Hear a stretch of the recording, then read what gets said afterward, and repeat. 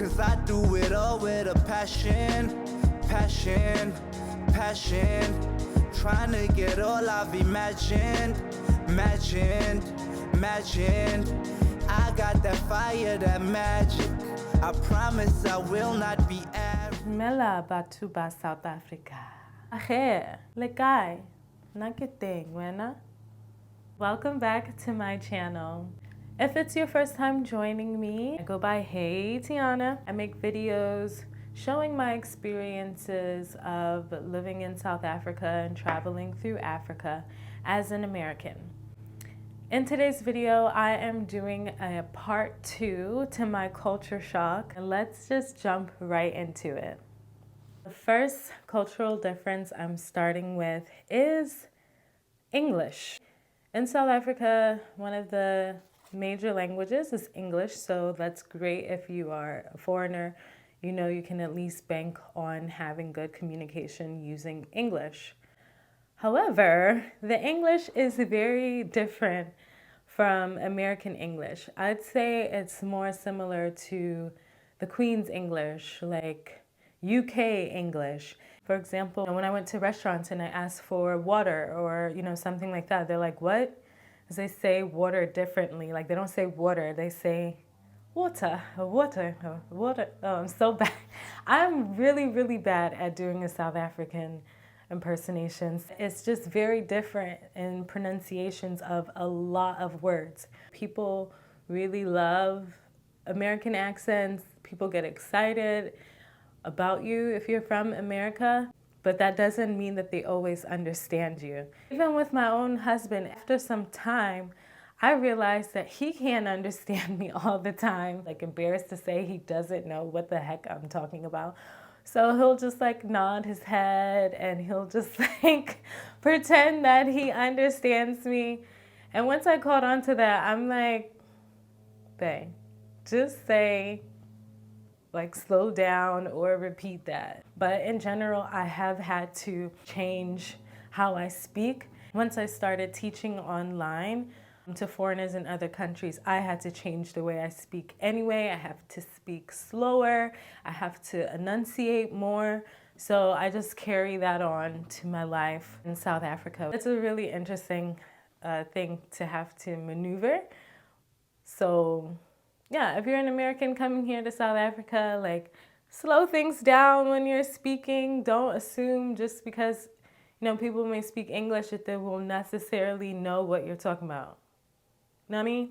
As the second cultural shock I've experienced is the difference in getting administrative services. In the US, everything happens really fast, even administrative stuff. If you need an ID, you just walk in, same day, come out with your ID or your driver's license within 30 minutes. That's kind of the expectation I had in South Africa. Boy, is it not like that. But my ID was the first thing I needed to get done. So I had to make multiple trips. I think I made 3 trips, all in the name of getting an ID. I do the paperwork, and then I have to come back, and then I have to do the pictures, and then I have to come back, and then I have to do this.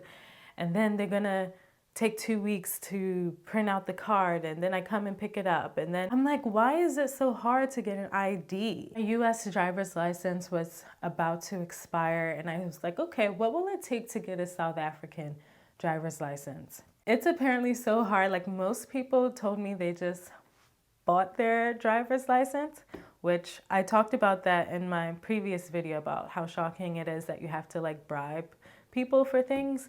I was like, okay, I don't want to do that. And to get it the normal way, it's difficult. Like, people would say the learning test is really hard. Then you do this, then you got to do that. And basically, I just got, scared off from doing it.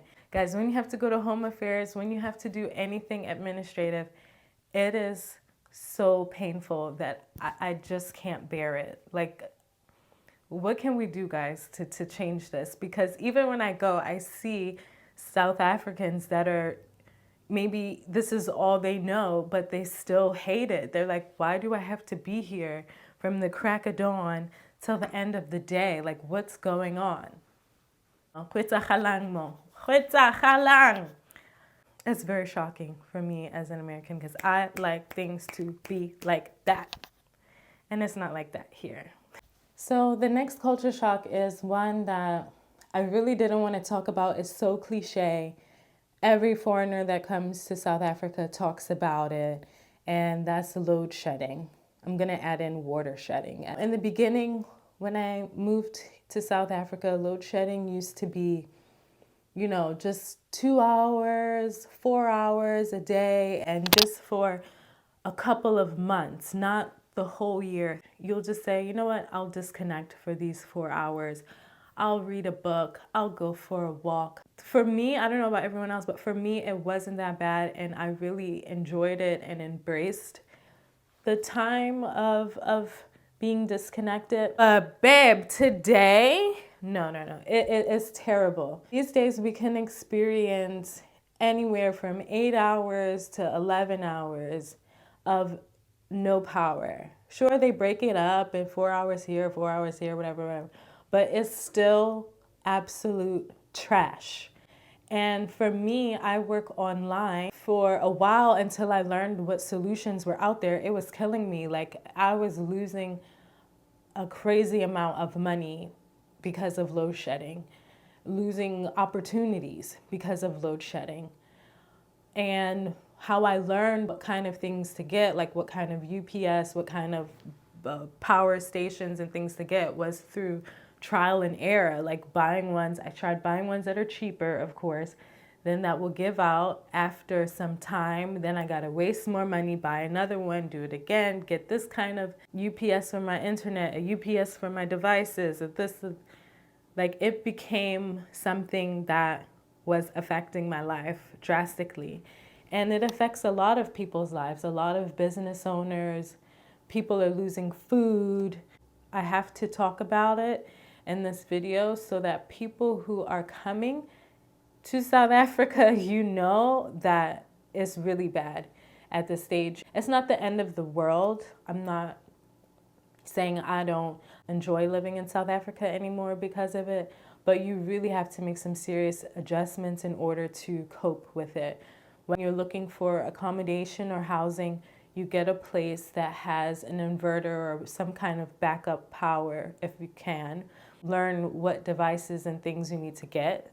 If you need to ask me, I'm well versed now. We can talk about it. My dream is we buy a house to get solar panels and just be off the grid. Because you also need to have your own water. There is water shedding. I don't know if it's just because of where I live. Imagine every day, not only are you losing electricity, you're losing water. They're just cutting off the water. At least for electricity, there's the Eskom app, you know what time. For the water, it's so ghetto. They don't even tell you. They don't like, it's bad. I started saving water in my bathtub after like a year of being like, duh.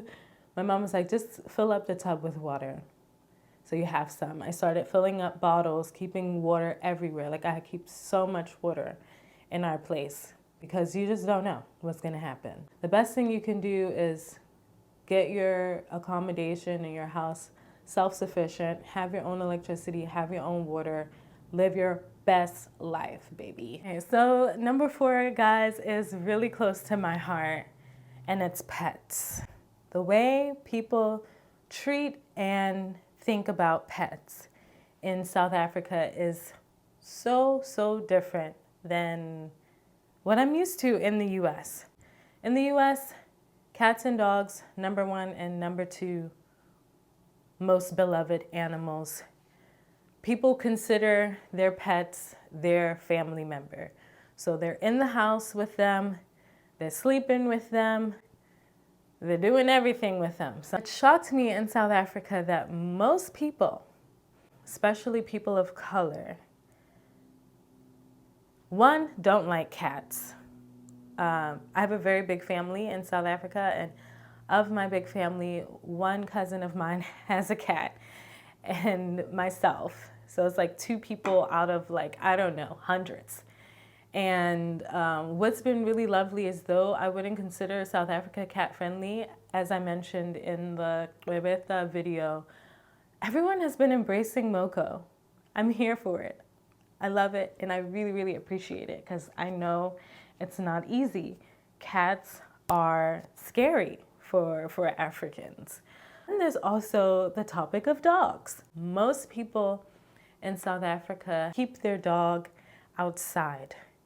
It's like a security guard. People have alarms and cameras, and they have dogs. Because, sure, crime, break-ins can be an issue at times. So when I see people having their dogs outside, I'm just a bit heartbroken. Like, what is this relationship? What is this dynamic? I'm confused. The thought for South Africans of having their dog inside or sleeping in their bed, I mean, very repulsing for them. They're like, that's so dirty. Oh my gosh, I will never. I ain't naked. But on the other hand, when I'm house sitting, which is, out of all the house sits I've done, there's only been one black family that had a pretty big breed that kept it indoors. And I was like, I like you guys a lot. But for the most part, it's white people who want to have someone come and take care of their dog in their home and make sure they're comfortable, make sure they're happy. They're like, can you please take my dog to the beach? Can you please make sure he has this kind of food? Can you please? Like, they're so invested and they care so much. And for me, it's nothing because it's like the same as, what us crazy freaks in the US do for our animals. But in general, most people don't agree with this kind of treatment or this level of love and obsession for animals. And that's very, very fascinating to me. I'd like to know more about why it's like that. I mean, for my husband and I, like, we have a dream dog in mind for when we get, our dream house. And we've kind of been debating this for a while because I'm like, the dog should be inside. And he's like, the dog should be outside. And I'm like, if the dog is outside, I don't want to get the dog because what am I going to do with this dog? It won't even know me. I won't even know him. It's just a stranger. Like, that's weird. And he's like, no, it can't be inside. That's weird. That's dirty. So I'm really praying that by the time our answers have been prayed, our prayers have been answered, and we have our dream house and we can get our dream dog, that we have somehow landed on the same page. Because, baby, we is disagreeing at this moment. What do you guys think we should do? Isn't it like happy wife, happy life? Yeah. The fifth one is public urination. In the US, you will be fined, and worst case scenario, you will be put on the list of sexual offenders. The sexual offenders is the same list that they put rapists on, people who do really egregious sexual crimes. Okay, you will end up on the same list, same WhatsApp group for peeing outside. That's better than urination. Growing up in this kind of environment where it's seen in this way, it's offensive if I see someone doing this. I live in what I know and consider as a good area, and I go to good places, and despite that, I will always see a guy somewhere on the side, not too far off, not hiding, ducking and diving, but just basically in the open, peeing. I actually did some research on this. The government and the police, they kind of don't want people to do this. I think they've tried to crack down on it, like more fines and everything, but it hasn't resulted in people not participating in this behavior. Like, maybe the police have other things to do than to really crack down on this issue. I see it every day, maybe 3 times a day, 5 times a day if I'm out and about. I'll just scream, and my husband's like, what's going on? And I'm like, someone is peeing on the side of the road, and I can't take it. I can't take it.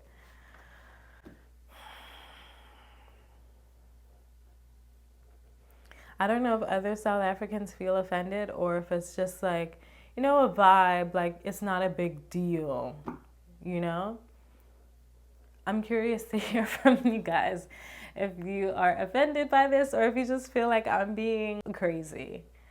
I'm fine if you think that I'm crazy because at the end of the day, I freaking hate public urination. I digress.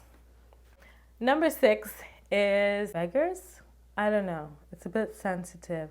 Unfortunately, poverty exists everywhere in the world, not just in Africa or not just, you know, in these stereotypes that are forced upon us. There's a lot of poverty in the US as well.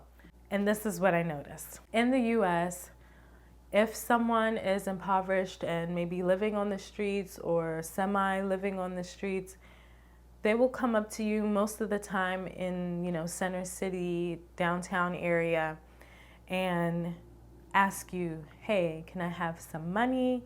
Can I have some change? Can you buy me some food? If you have it, you have it. If you can, you can. It's just that clear cut and simple. And in South Africa, it's so different. One of my first encounters with someone who was asking for money was through them having their own little bottle of soap of water, throwing the soap of water on the car windshield and cleaning it, like doing a form of work and hoping and expecting that you will in turn reward them with, you know, the money that you have.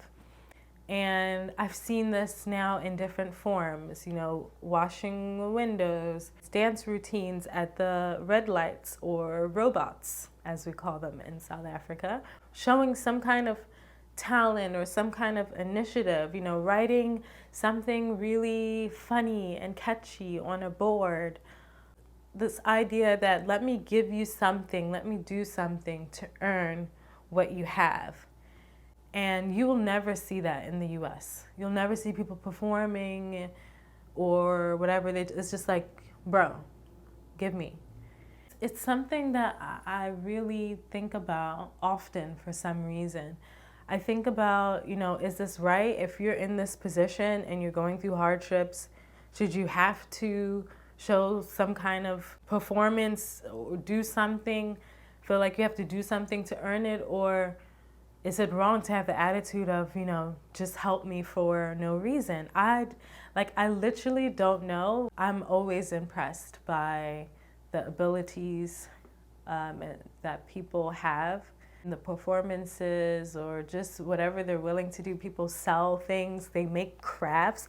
The crafts that you can get from people just making things out of steel or beads or whatever they get their hands on. Like the ingenuity of Africans is so captivating.